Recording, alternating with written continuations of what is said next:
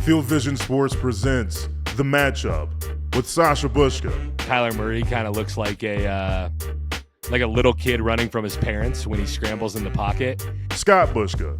I had to tell my daughter that today wasn't really about her first day of school. It was really about me and the launch of our company.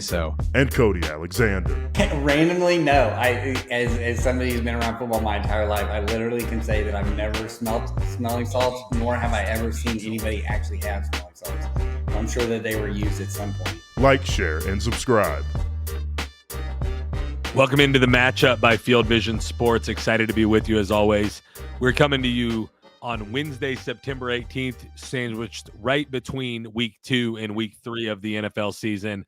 I'm your host, Sasha Bushka, joined by head of football operations for Field Vision Sports, Cody Alexander, and the guy who works the hardest, Scott Bushka. I love it. Still trying new intros. They all still suck. Well, to be fair, I don't try to come up with them until as I'm saying Cody's title and name. So maybe I should have a running list of them and they'd come out a little bit better. I cannot. Well, two things I'm thinking about as we get into this podcast. One, I'm going to get back to trying to yell at you guys.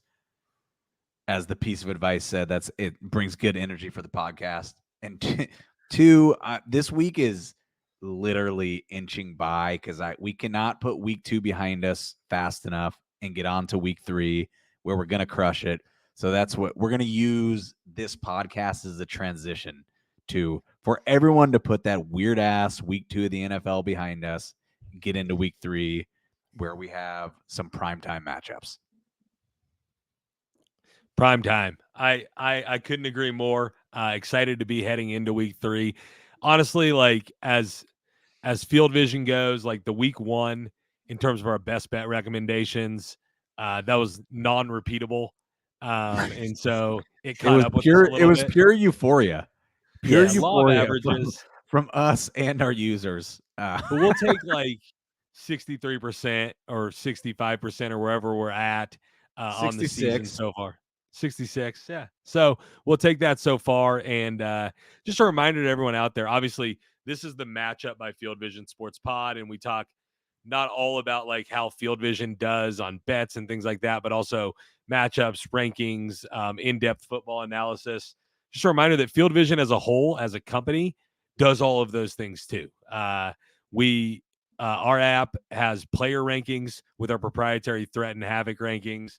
It's got a player card for every player in the rankings that talks about field area that they're good in, route trees, EPA per game, EPA in certain situations. So a lot of cool stuff in there to go check out. If you've just been living in the best bets tab, there's a lot more to it on the App Store there at Field Vision. But let's dive into some of the action that we saw in week 2. I'll open the floor to you guys to start because I don't want you to feel like I'm pigeonholing you. There's a lot of good finishes in week 2. Were there any that caught your eye that are worth relitigating, re-breaking down how it all happened? I mean, it wasn't a finish, but I think it was pretty much a fast start. I mean, if you had Saints being this good this early on your bingo card, congratulations, because I don't think anybody had that. I mean, I'm a big Dennis Allen fan, but I thought that the defense had gotten a little stale. It had gotten old. He finally has everybody healthy in the correct spots, and they just look like world beaters. And then you have Derek Carr is kind of he's a good quarterback if you just look at it analytically, but then when you look at him and you watch these games and you're just he does really dumb stuff late in games or he misses people, so now he's finally putting it together. I mean, this is the number 1 DVOA team in the first 2 weeks. I think that's pretty crazy. Yeah, I'll say this and I'll let Scott jump in. What you said about Derek Carr, both things can be true. Is he's putting it together really well this year. And he does dumb stuff late in games. He hasn't had the opportunity to do anything dumb late in games this year so far because they've blown out 2 teams. Right. But not every game's going to be a blowout. Yeah, I mean, the NFL just year after year after year continues to deliver. And I know there's the joke about the NFL script writers, but what the NFL is absolutely amazing at is giving us new and interesting things to care about every year. And that comes with like parity and us never knowing what's going to happen. Right. And, and, I think everyone who in the NFL world who placed a bet or tried to get involved last week thought they knew what happened and didn't really know what's going to happen. That's the case with New Orleans, right? And, that game against Dallas, 44-17, I might have believed that score. I definitely would have thought it would have been Dallas 44, New Orleans 17, right? And it was completely the opposite. The team I'm thinking about is Arizona. And like we were all excited about that Arizona Los Angeles Rams matchup. I think it was I think by game time it ended up being a pick 'em. We all thought there was going to be a lot of points. The thing was over before it started, right? Like before I even got back from Jets flag football game at like 1:35, the game was over. It was 21-0 and I'm like what is happening? And we'll get into it in the matchups we're excited about this week, but Kyler Murray looks like prime time, like the best he's ever been. Kyler Murray. He's got a new toy with Marvin Harrison Jr. Trey McBride's a really good tight end. James Conner can run the ball. Their defense still kind of sucks, but like I think Arizona is a really exciting team, and it just again year in and year out, teams surprise us that come and look a lot better than we thought they were going to look. Yeah, I think too, Drew Petzing, what he's been able to do offensively and what they were trying to do last year, obviously with Kyler being out, like you could see what they were trying to do. A lot of 12 personnel, a lot of moving parts. In fact, I think this is basically what the Browns wish that their offense looked like. The Lions are kind of in a similar mold with what they kind of do. I think this is a really, really fun offense. The other part of this, and I've been a huge Arizona fan. I'm a little biased because Patrick Toney's their secondary coach, who's a friend of mine, but that defense is probably the most fun defense in terms of schematics to watch in the NFL. They do stuff that is absolutely crazy. 3 safeties on the field. It looks like a college defense essentially. And I think they're giving people a lot of problems now that they finally have a couple of pieces in there. And it's fun to watch them kind of blow up right now. Yeah. And we'll get into kind of the teams that have looked the most impressive throughout the season so far as the show goes along here. You guys both mentioned a couple of games that ended in blowouts, and for good reason, because the teams that did the blowing out looked impressive, that being the Cardinals and the Saints. But I want to look at a couple of games that kind of came down to the wire. One being the Monday night game, which was just a wild finish altogether. But I'll start with the end of the Bengals-Chiefs game, and we'll talk about the thing that everyone loves talking about the most, officiating. I'll start with you, Cody, because you probably have the least skin in the game here. Are you throwing that flag for pass interference against Rashee Rice on the 4th and 16 play if you're the official? I think that play, because I am a DB coach by trade. I mean, that's what I do. And you try and tell kids all the time, you cannot go over top of a receiver. That's going to get called almost every single time. You're inhibiting their ability to jump. So I'm a DB coach and I'm telling you that was probably going to get called. I don't even think it was necessarily really a bang play. I think he was there early and he was over the top. I think if he doesn't leave his feet and he goes and he punches through the hands of the receiver, I think that we're not getting called. I think it was the fact that he jumped and elevated over the top of the receiver and kind of inhibited him from the ability to play the ball. I think that's more or less what it was. But I do understand the history of, Mahomes gets all of these penalties, all of that. I think there's enough stats and enough people have actually put out that to debunk that. I also think that he throws people into good spots and he sees things that and it ends up being a penalty. But no, to me, I didn't think it was a bad call. I think it just was bad timing by the ref. Do you call that if it's a playoff game? I think that's probably a better question than do you call it in a regular season game. Let me follow up on that before Scott jumps in. If you think if the defensive back just the timing's all the same, but he doesn't jump. He just goes straight through and hits him. But it's the same timing, just without him jumping over his head. Do you think it ends up getting called if that's the case? I don't think it does then. I think that's where the coin flip comes in, is like that's up to the discretion and the angle of the ref. But I think because he lifted off and he was on top of the receiver, came down onto the receiver, I think that's where the penalty comes from. I mean, I'm sure you can see from my eye rolling that I disagree with all of the above, because he was way early. Like whether or not he I love Cody. Most of our listeners are audio only, Scott. And by the way, he agreed that it was a penalty. No, I know. One of the greatest defensive minds in all of football. You should go check out his viral thread, which we'll talk about on Twitter right now. Whether or not he jumps up or he runs through the guy, he was way early, and it's a penalty. And I think this is the dumbest argument I've heard, and it's not surprising, but because Chiefs have entered into, like, we hate them so much, and we hate Taylor Swift being on the broadcast and us showing them so much and everything about them, that no matter what happens, we're going to be upset and say that the NFL loves them, right? Which is fine and to be expected, because people like to hate teams that are repeatedly good. I get it. Forget about the fact that it was the right call, which I think it's kind of stupid to disagree with the fact that it was the right call. But literally in the previous 4 plays in this game, there were 2 40-plus yard gains by the Chiefs wiped out by penalties, right? The end of that game was mostly defined by, which I won't get into the fact that the one, like, my takeaway coming out of that game for the Chiefs is that they have an issue at left tackle. Because Hendricks just absolutely murdered whoever they put in there, whether it was Sumatataya, I'm not saying that right, or Mayati. I thought Kingsley, honestly, whether it was their rookie 2nd round pick or Wanya Morris, he absolutely demolished them.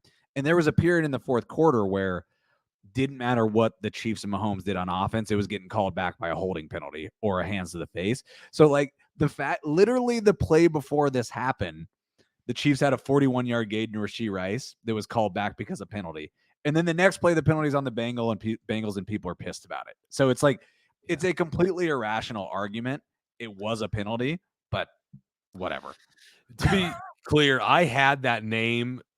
I thought I had that name mastered until the Chiefs opening night, and Chris Collinsworth was saying it differently, and I haven't practiced it since I heard the different pronunciation. Suamataya, but he was saying like Suamataya. So, anyways, we'll get before next week. I think taking what Collinsworth says as gospel is not a best practice. Right. Collinsworth just fired up that he gets to call a Chiefs game next week, so he doesn't have to manufacture ways to talk about Mahomes. Oh yeah, I saw that. Find ways. How many ways can Chris Collins find a way to talk about Patrick Mahomes? Yeah, absolutely. Yeah. So, anyways, it was a penalty. The Chiefs won. They snuck by. I think, like, the story on the Chiefs is like, with Pacheco out and now Hollywood Brown's not going to play the whole season, a lot of people thought their offense was going to take a step forward this year, and it still might, but it's looking more like it's going to have to be like play a good enough defense, good enough offense, and win late. Instead of going back to the days of explosive offense all the time, unless you can make the argument that Xavier Worthy and Rashee Rice are still both better than anything they had last year, when you consider that Rashee Rice didn't really come on until late in the season. Well, if you want to go any deeper than that, I mean, this might be the worst Patrick Mahomes start to a season. I mean, we have him right now through 2 weeks, 25th in our quarterback threat rating. He's below Bo Nix, which is wild to think about. Throw out your list. Throw it out. Well, that's the thing. And so when I talk about, like, when you talk about this stuff, is that you forget, like, if you look at Patrick Mahomes analytically, he's either breaking the chart or it's just like he's on the bottom, and like that's not true. And I think that's the thing where, like, you have to at some point you have to move beyond just using raw numbers, because what he adds in his ability to then create or to throw somebody into a penalty throw, or be able to kind of create in situations that most people can. I think that's where you come down to with him, and that's why they still continue to win, is because he's the best. He's the best at what he does. Yeah, I mean, I think he's that low in our threat rating because Sunday's game was pretty atrocious with 151 yards and the 2 picks. It wasn't a great game for Mahomes, period. Somehow the Chiefs still won, and we know what Anarumo has done to him over the years, and he's still giving him problems. Sasha, I think what you said about Rashee Rice, and like Rashee Rice took a step forward clearly. Like he didn't have that. By the way, here's a decent stat: is Mahomes already has more explosive throws for TDs this year than he had all of last year, right? Like that long pass to Rashee Rice in the second quarter of that game was a pass and play that Rice didn't really have in his arsenal last year. But their offense being better is going to have to be true even with the injuries, because I don't think this defense is anywhere close to as good. Like their linebackers are too slow, and I think letting Willie Gay walk is going to hurt them.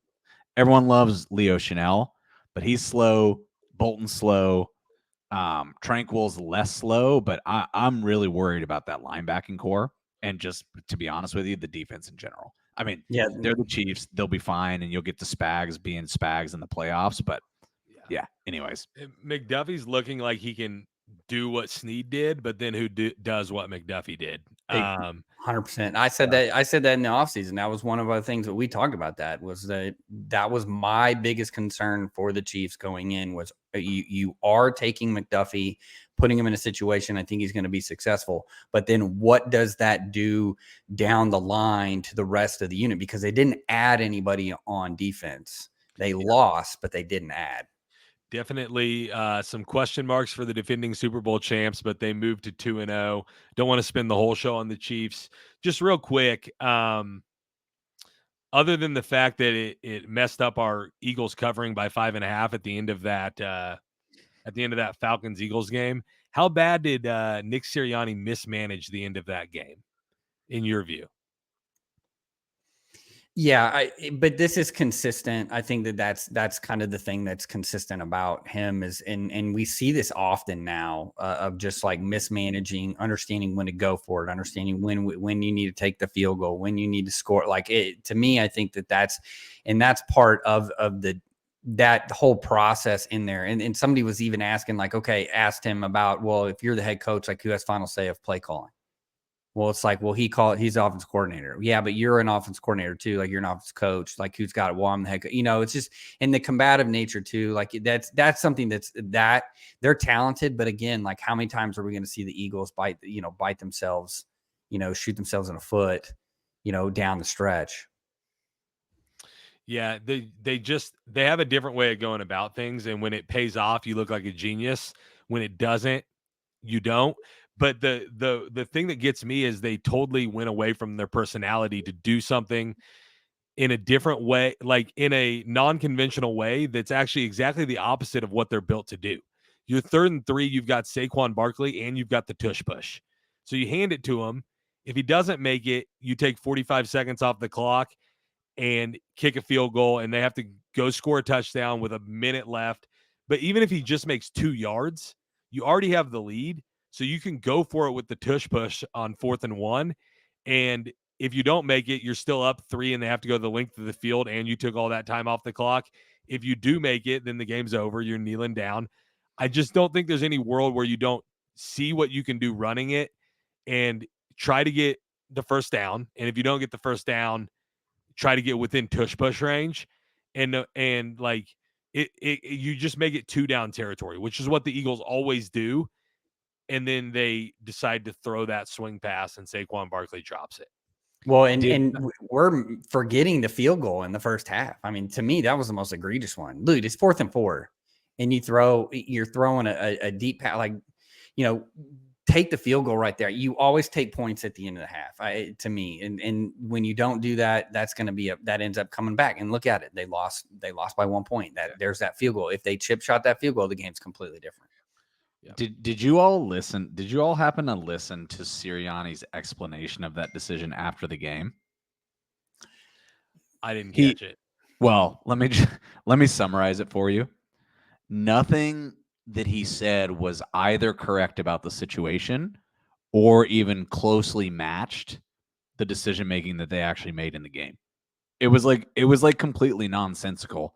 Like he didn't even have a handle on like what the situation was and why they did it, which is neither here nor there. I feel like that decision was misinformed and cost them 45 important seconds. But I also am equally critical of Vic Fangio in that Eagles defense, because like it seems to me like in Fangio, which I know we're going to talk about later, is like the king of the too high shell and preventing explosive plays.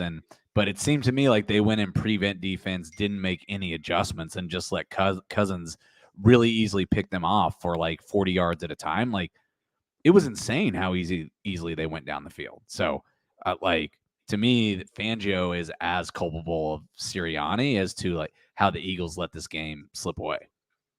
Yeah, and we're looking at now with what he did in Miami and then what he's doing now with the Eagles. Like there's a question of like, hey, I mean, the original system that you put in place in 2020 that Brandon Staley kind of put with the Rams. I mean, if you look at it, it's the adjacent guys that are doing really well. Raheem Morris in Atlanta.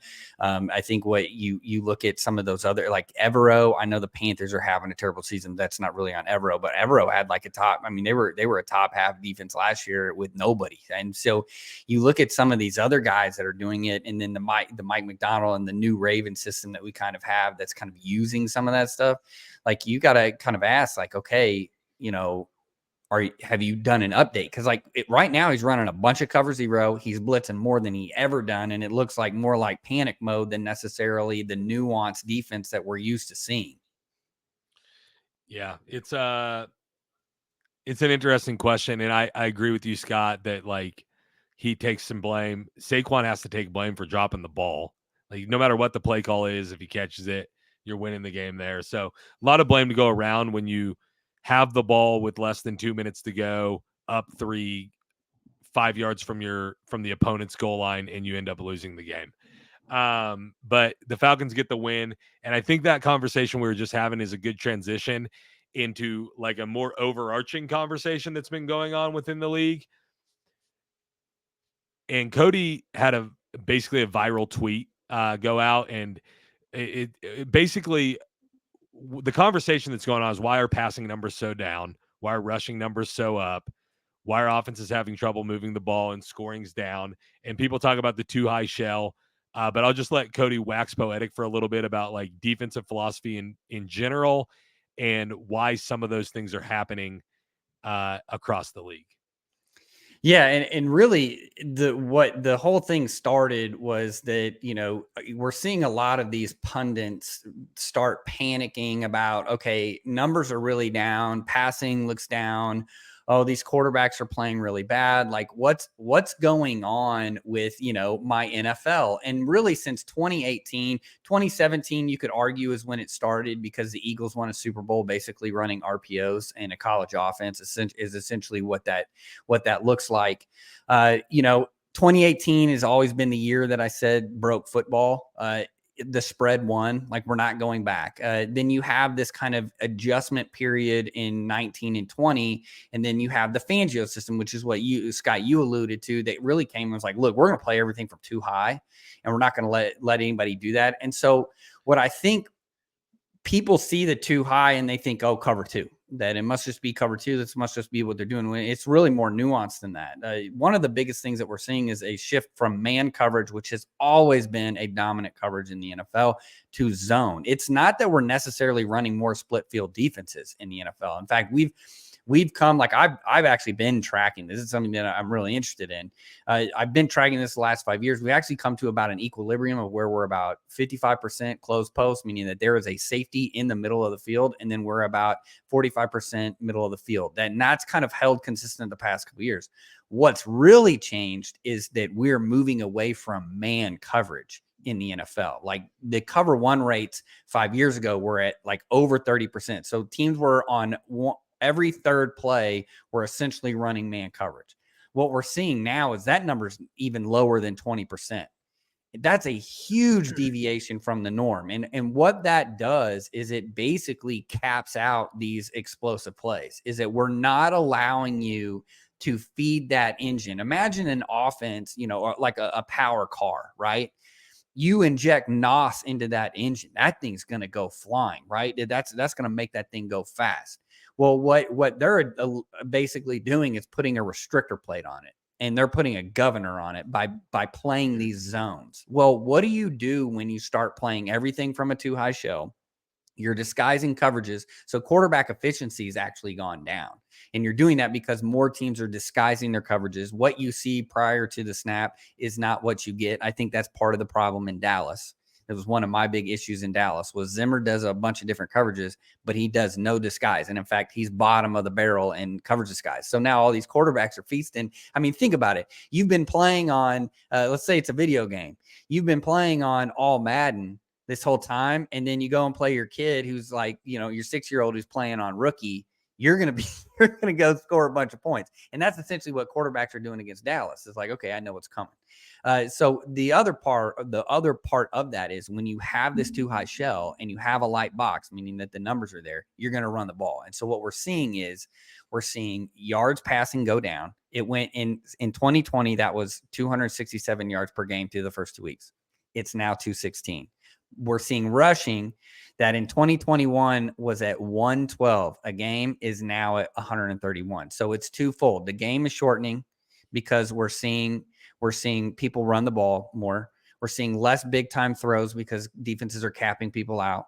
And then we're also seeing lighter boxes, which finally offensive coordinators are choosing to run the ball. And I think so now we've come to an equilibrium where defenses have kind of figured out the spread, and offenses are like, fine, we're going to finally take what we're getting. Yeah. This is the I feel like I could listen to Cody talk about coverage schemes and light boxes and closed posts and open posts and too high shells all day. It might sound like a different language to some people. This is the thing I wanted to say this is the thing that's awesome about the NFL, but it's actually the thing that's awesome about football in general, is that there's always nothing is static because there's always a way for the other side to fight back. Right. And I don't think, like, if you think about, and this is where I would go like nerdy, like sports plus data history. Like if you think about the issues that baseball's facing right now, you had like stats and efficiency metrics drive a bunch of changes in the game that, because the game is way less dynamic, like people don't know how to roll back. Right.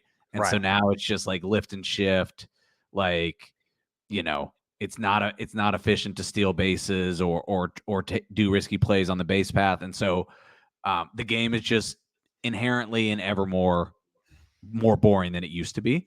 Right. In football, you just have this constant ebb and flow of offenses took over the league, spread. We do too high shell, lighter players on the field. So now, okay, cool. Teams counter with running backs running the ball.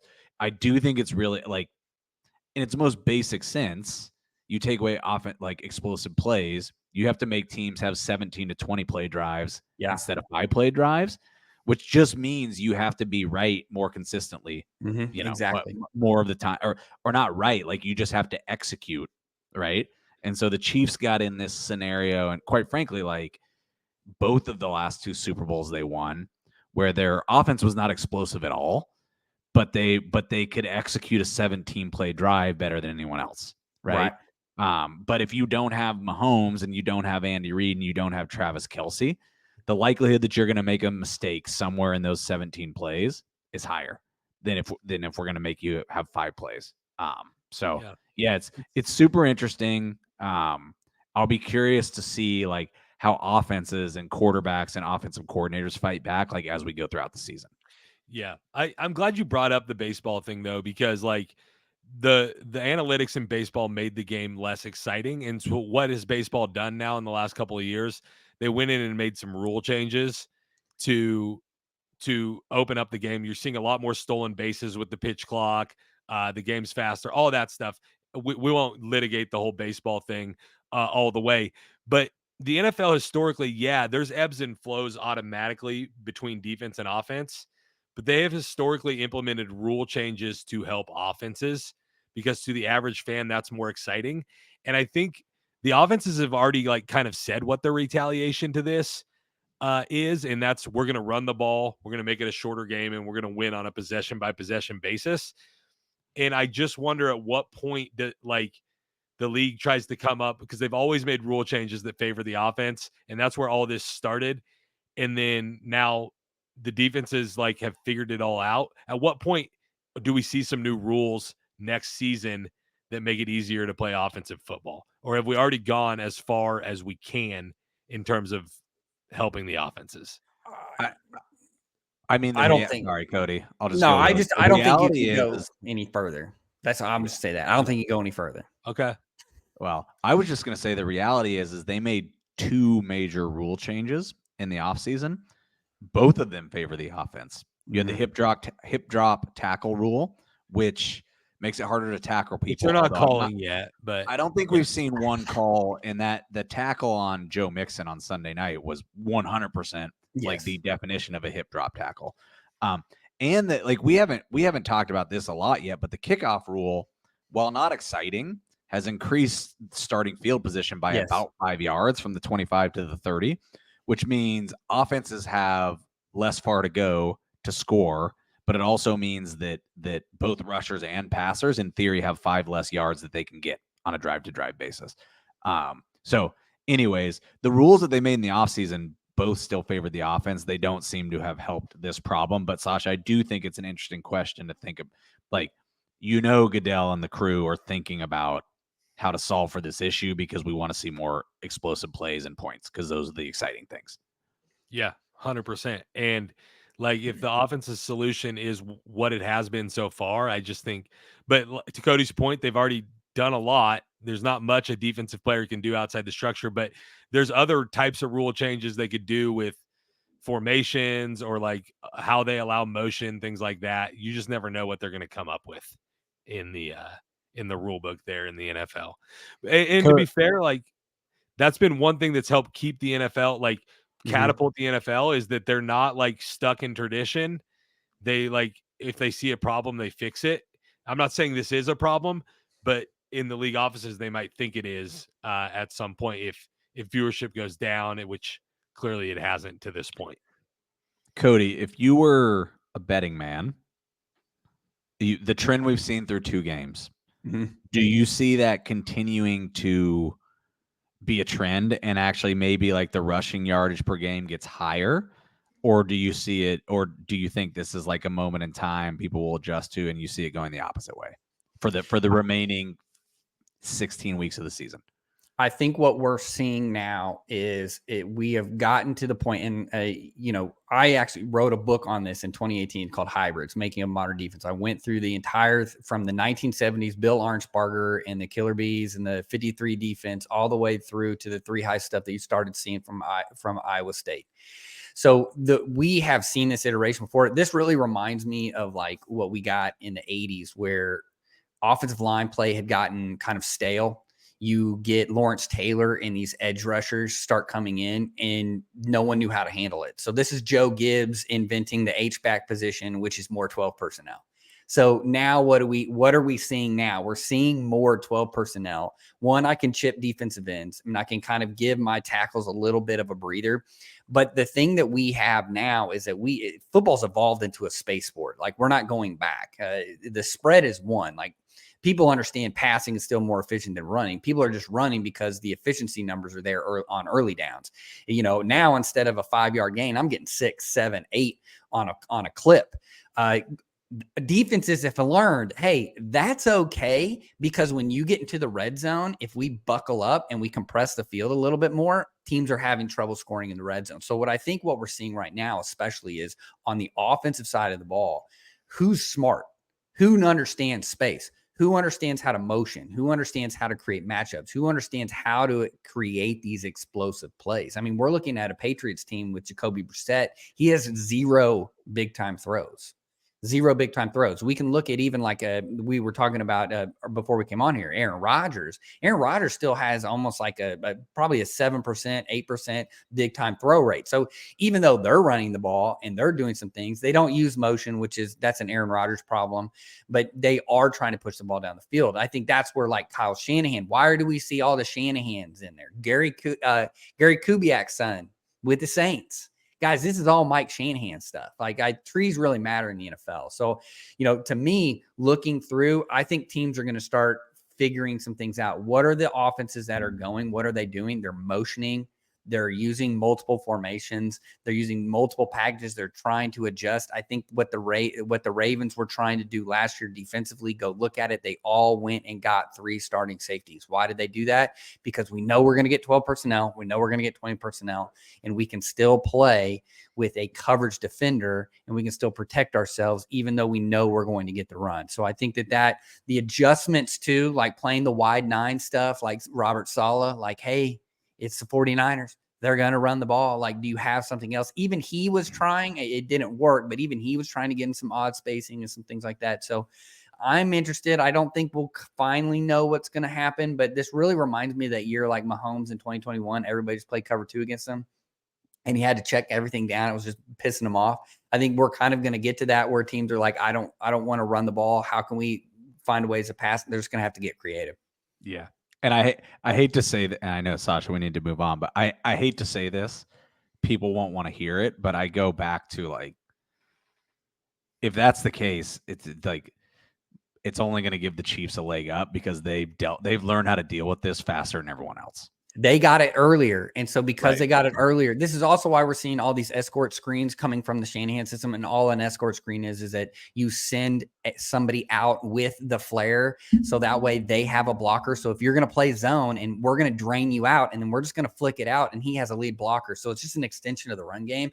Teams have already, there's a reason why everybody's always annoyed with the Shanahan stuff, but that's because they're so far ahead. Andy Reid and the Chiefs, they're so far ahead everybody because they're poking and prodding. That's why I think the Mike McDaniel stuff in Miami, it's a meme offense. It's not really the Shanahan system. That's why the Vikings are having success right now, who just beat the 49ers, speaking of an upset. So I think that you need to look at those. What are those teams doing? 21 personnel, 12 personnel, get you in base, find the weak link, and then punish that guy. Thank you for clarifying escort screen for us and for the listening audience, because that could have gone in a lot of different directions. Yeah. No, I wanted to make sure that we understood this is a football. We got to make sure the Browns aren't running any escort screens. All right, let's take that as an opportunity to change the subject. We'll have to add the I don't know if we know how to add sound effects, but we can put the rim shot sound effect into that one. Let's start looking at week 3 a little bit. We spent a lot of time on week 2 there and kind of trends in the NFL. We're just going to highlight some matchups and go through them and tell you what we think about what's going to happen in these games. I'll let Scott throw out a matchup to start. The game I am most excited. So I already talked about the Cardinals. The game I'm most excited about coming into this weekend is, and let me just make sure that I have the location right. It's the Lions versus the Cardinals. And I believe it's the Lions in Arizona. We've got Detroit -3 right now, which I'm going to already say that sounds juicy to me. An over-under at 52.5 points. I think this is a really interesting matchup from both sides. One, I really like what Arizona's doing so far this season. I think we put it out on Twitter earlier. Kyler Murray right now, EPA per game, is the highest rated quarterback in the league. And Arizona Cardinals as an offense are the second highest rated offense. I don't want to talk about it again, but I think, like, you've got peak Kyler Murray right now with a bunch of playmakers that he can go to, so they can be a really diverse offense. And Cody, I know your boys with the DC and down there in Arizona, they're still 24th ranked in the league, so they have some.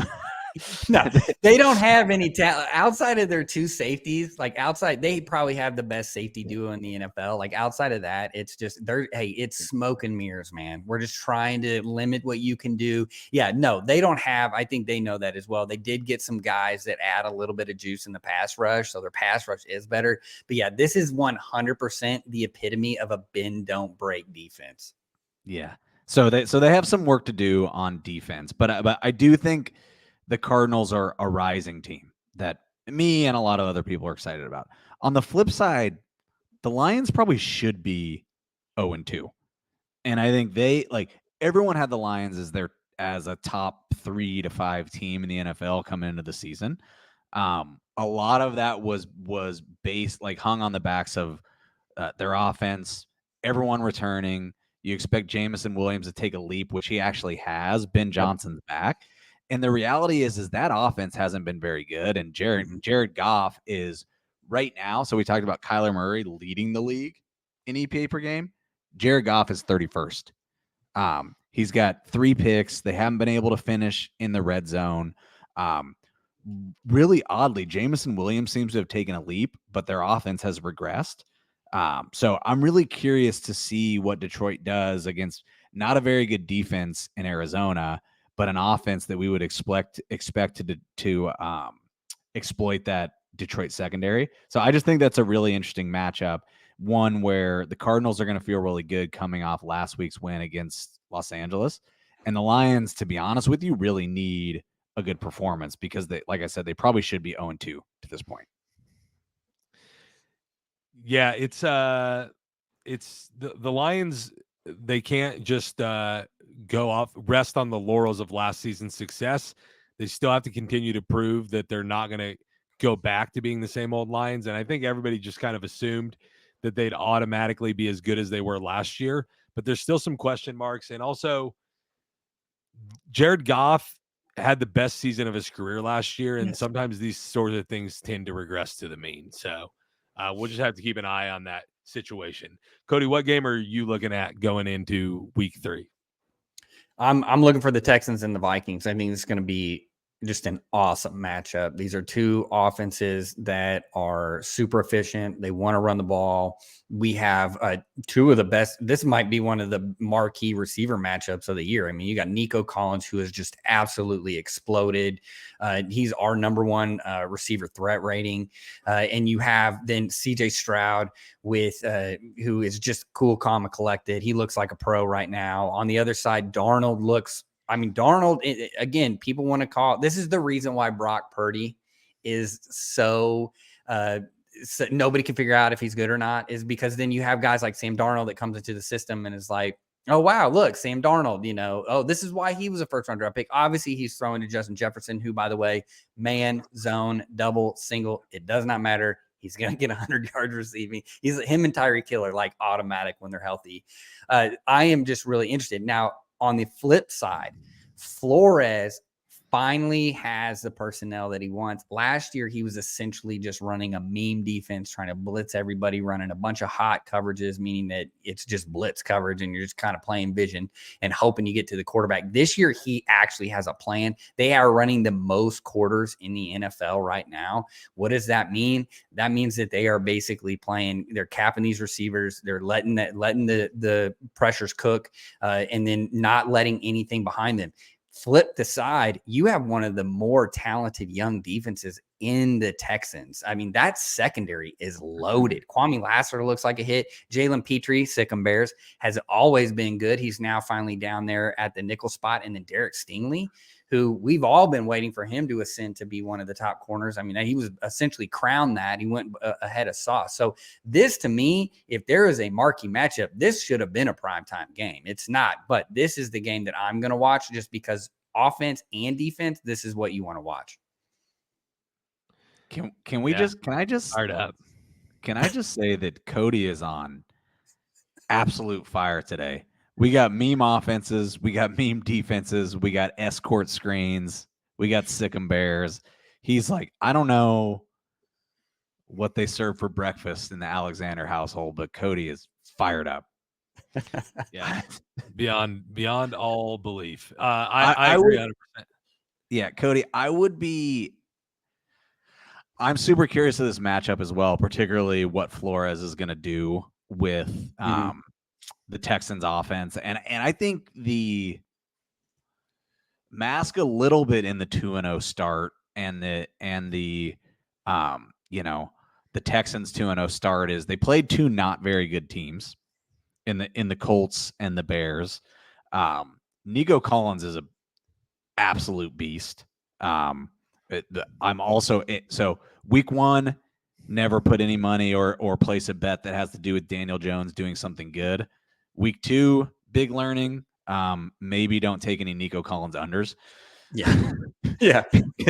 because that dude's a stud. But I think there are other parts of this Texans offense that are still leaving a bit to be desired. Yes. They're still running a lot on early downs without a ton of efficiency. Tank Dell's yet to get going. Stephon Diggs is really yet to get going. And I think Brian Flores is going to do some interesting stuff against Stroud that will make him think more than he's had to in the first couple of weeks, especially against Indianapolis and, genius Gus Bradley. But so I agree. This is a really interesting matchup. Yeah, and Gus Bradley, by the way, is back on it. He is now running like 75% cover 3 and not doing anything else. And yeah, he's back. He kind of dabbled in some other stuff, but he's running it back. Can we come back, Cody?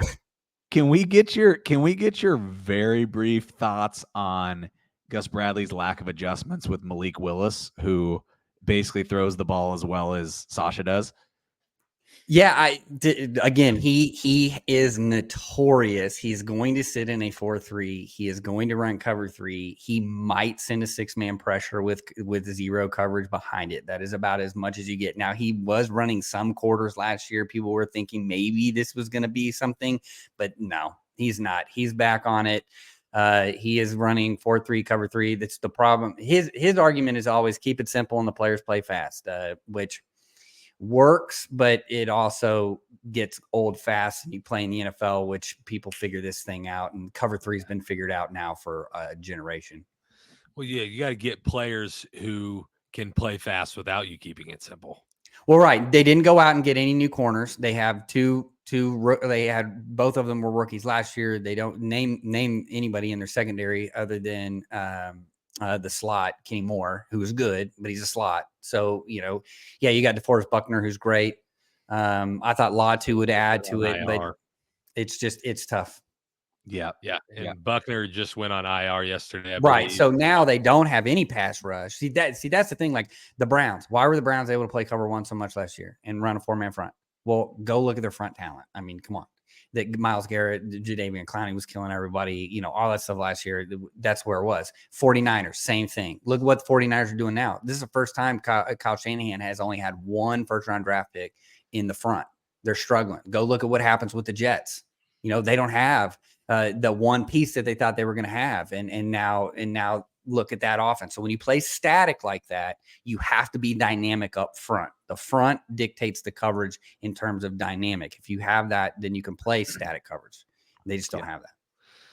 All right, let's do this. Let's wrap with a game that is surprisingly, like, it's not make or break. It's week 3, but surprisingly, like, really critical for both teams involved in terms of if they lose, they're in trouble. And that's the Baltimore Ravens versus the Dallas Cowboys. I think the Cowboys have a little bit more of a margin for error. Like the Eagles haven't looked great so far, and the NFC East, they can be 1-2 and still win the NFC East. But if the Baltimore Ravens end up 0-3, it's hard to picture them winning the AFC North. Not that it couldn't happen, but if you just think someone in the AFC North is going to get to 13, 14 wins, 12, 13, 14 wins, it's hard to start 0-3 and get there. So I guess I'll start with kind of a question for you guys. The Cowboys have a lot of good personnel on defense. Some weeks they look like world beaters. They're getting interceptions. They're scoring points on defense, holding the team to nothing. And then some weeks it's like the Packers playoff game last year where they give up 40-some points. It's like the Saints game this past week where they give up 40-some points. So I'll lead with this is like, Why are they so erratic? And then the second question, the follow-up would be, are the Ravens poised? Are the Ravens the type of team that can take advantage and be a team that scores a ton against them? Or do we think they look good against the Ravens? I'll just start. Like, I think the problem with the Cowboys is the exact same problem they had last year, except for it's just kind of inverted in the back end. So they went out and they got some linebackers. Kendricks looked really good in week 1. But you don't have any interior defensive linemen. So if you play anybody that has a good offensive line, you're in trouble. And that's what we saw against the Saints, is that they just couldn't stop the run. And this is a problem that they have had. I mean, the Cardinals, who we talked about them earlier, the Cardinals ran all on them last year. I mean, we go back to the Packers ran all on them last year. So we just have another defensive lineman, interior defensive lineman, that went into the IR. They don't have any. They did not go out and get anybody on the front 7. So I think that's part of the problem there. Then in the back end, they don't know how to adjust to motion. It's static coverages. Yeah, they're running more coverages, but they aren't dynamic. They're not hiding anything. You know what you're getting, not over 90% of the time, which at this, where we are in the NFL, you're going to get beat against good teams. You had a good offensive coordinator in Kubiak. That's where you get rolled. Now, in terms of the Ravens, we talked about this at the beginning when we started this thing, is they lost a ton of talent. Not only coaching wise, but also on field wise. And I think that's what we're seeing. Lamar's Lamar. He looks great. He's our number 1 threat rate quarterback for field vision, but you have to put people around him. I think Zay Flowers had some success, but again, there's just likely had success in week 1, but it's hit or miss. Where's the consistency? Where's that coming from? And then defensively, I think, again, we're looking at, you lost a ton of talent. This is what it looks like now. Yeah. So just for the follow-up, you said if a team has a good offensive line, they're going to roll the Cowboys. If a team can run, they can roll the Cowboys. Do the Ravens have that offensive line necessary to make this a runaway? I think that this is going to be a difficult matchup for the Cowboys, because I think that we saw some problems with the interior offensive line with the Ravens early in the year. But I think that this is a team that, hey, they may just lean in and say, look, we got Derrick Henry. We're going to go run the ball. We got Lamar Jackson. We're going to go run the ball, and we're going to make you defend that. And then we'll take our shots when you decide you want to go man cover. So this doesn't look like a great matchup for the Cowboys. Yeah. So that's the 3 games we wanted to highlight: Detroit, Arizona, Baltimore, Dallas, Texans, Vikings. We'll close just really quick with a little bit about our 2-0 and 0-2 teams. And I'll frame it. And I don't know if you guys are prepared for this, but I think you can handle it. I'll let you give me a 2-0 team that's going to miss the playoffs and an 0-2 team that will make the playoffs. And I'll start. My 0-2 team that'll make the playoffs, I think the Ravens are still good. And like, if you look at the AFC North and the way it's shaping up, you don't want to fall to 0-3, but like, Pittsburgh's leading the division at 2-0 right now. I think we all think Pittsburgh's going to end up at like 9-8. And they'll come, they might get to 10 or 11. So I still like the Ravens. I don't know if they win the division, but I think they'll make the playoffs. And in terms of a 2-0 team that will miss the playoffs, I'm looking at the AFC right now. I'll give you one.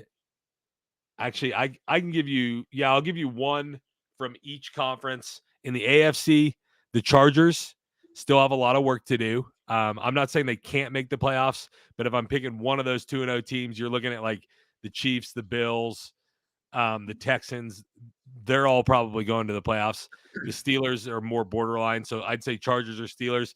In the NFC, it's the Seahawks or the Vikings, and I will go with Vikings as the team that misses, on the basis that the NFC North, I think, is probably looks stronger so far than the NFC West, just with the way the Rams look and the Niners after losing to the Vikings. So I'll say the Vikings miss the playoffs out of the NFC as an 0-2 or as a 2-0 team.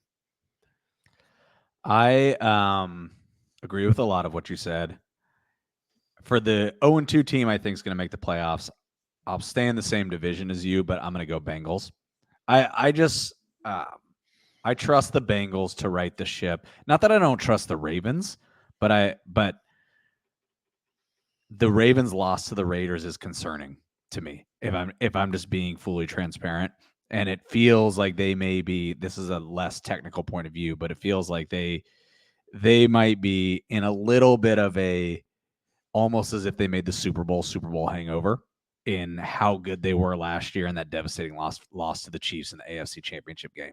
So because the Bengals have done it basically every year for the last 3 years, I trust them to turn it around more. I wouldn't be surprised if the Ravens did either. In terms of 2-0 teams, I was going to say the Chargers, but since you went there, Sasha, I'll take the Seahawks. And I'll take the Seahawks solely because I'm excited about the Cardinals. And I think there is a chance that the Cardinals can come out of that West along with the Niners over the Seahawks. And the Seahawks are 2-0, but they beat the Broncos, which the Broncos aren't good. Sorry, Cody. Terrible. The Broncos aren't good. And they beat the Patriots. I think it's still a TBD on whether the Patriots are good. So I'll go with the Seahawks as the 2-0 team that could still miss the playoffs.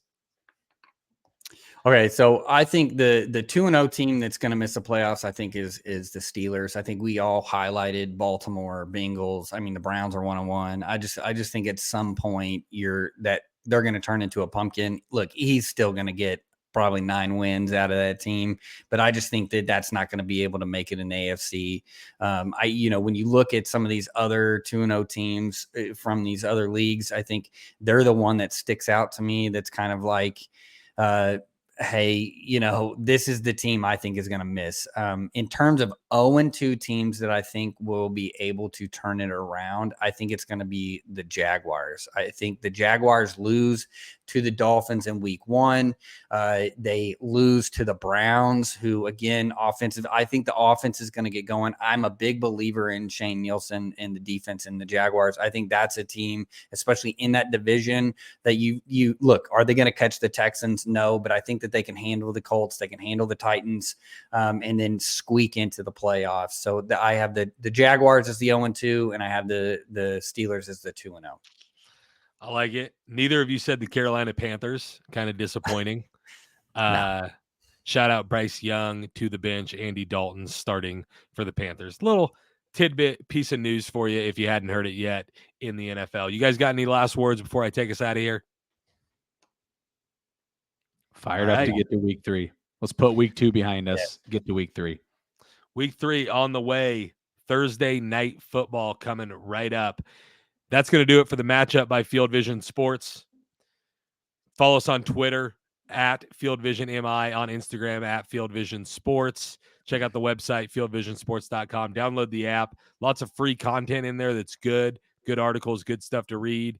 And you can subscribe, get a 2-week free trial to get some of the other content as well. You've been listening to the matchup by Field Vision Sports. We'll see you next time. Hey, Cody, go jump in a cold tub or something. Cool yourself off.